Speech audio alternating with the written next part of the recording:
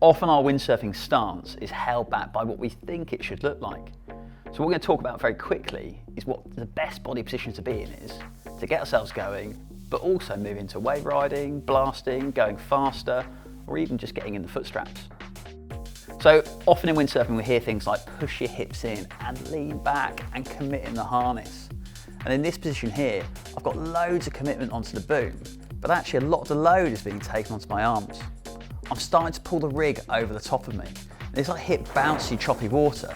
It's really easy for me to be bounced and drop out of the harness. The other challenge here as well is if I start to bend and flex my legs, actually the rig is moving around a huge amount. So if I'm blasting over choppy water, I don't feel totally in control. And if I start to move my feet and move towards or in or out the foot straps for something like a jibe, the only way I'm going to be able to do that is by pulling on the rig to get me into the right position. So instead of leaning back and pushing my hips in and pushing my shoulders out, instead when I hook in, I'm going to drive my hips out and down and then bring my shoulders out to meet it.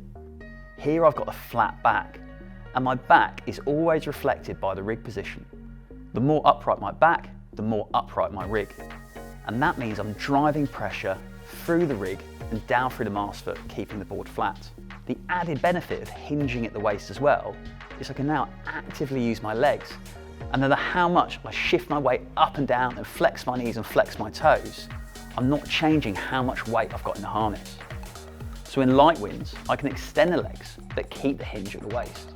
In stronger winds, I can break at the knees and sink my hips down. But again, that distance between myself and the boom never changes. Now if I want to go into a maneuver like a jibe, I can slide my backhand down, unhook, and without pulling the rig towards me, place my back foot into the middle of the board. Whereas before, I'd have pulled the rig over the top of me and I'd have struggled to make the transition. So that top tip for stance is you hook in, squeeze out and back with the hips. Keep an upright back to get an upright rig and keep the board flat.